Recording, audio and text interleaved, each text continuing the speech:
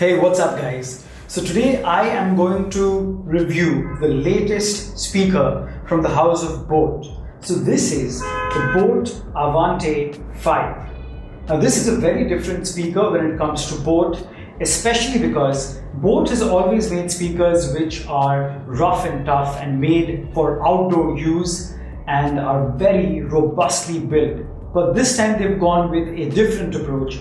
They've gone with a more sleek design which has a more premium look. It's delicate, no doubt, but judging by the kind of sound boAt has given in the past, this should also be one beast of a speaker. Alright, so before we show you the main unit, let me just show you quickly the specs. So it's got 10 watt stereo sound and it's got the controls on top, which I will show you in just a sec. So sleek design and Bluetooth, obviously, aux connectivity, and it's also got a SD card support, which is very useful.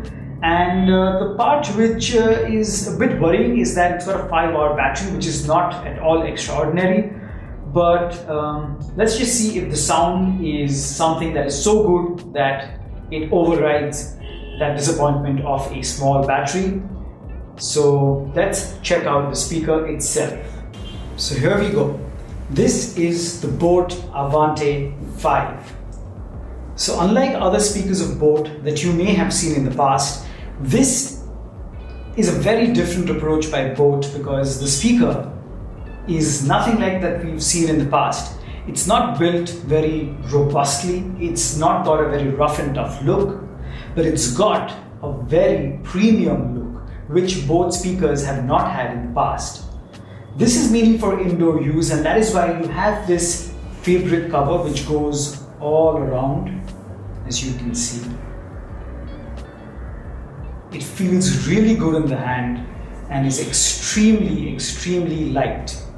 Now on top we have our control buttons. So we've got this right here, this hole is actually the LED. So it blinks when it's searching for a device to pair with, and it glows constantly once it's paired. The power button, volume control, answering and ending calls, play pause button, and buttons are very satisfyingly clicky. So that's all there is to the speaker on this side and on top. On the side we have a flap. Open that and you gain access to the aux port, the SD card slot, and your micro USB port for charging this device. This device does not have a USB port, so you cannot plug in a pen drive, and it does not have FM. But leaving aside those cons, it's one of the best looking speakers that boAt has made till date. I love it, and now let's just hope the sound lives up to its looks. So let's get straight into the sound test.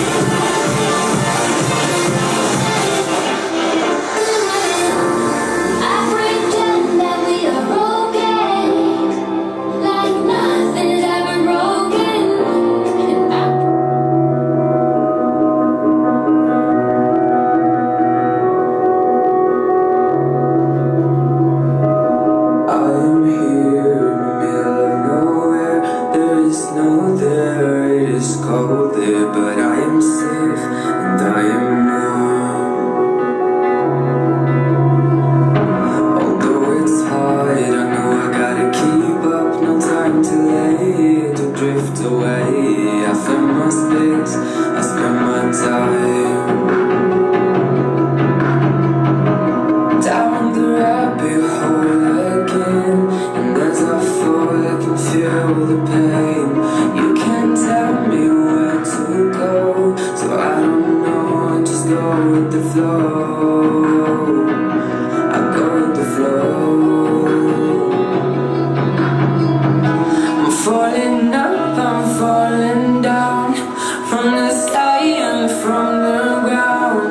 I burn bright just like below, and I know where I should go.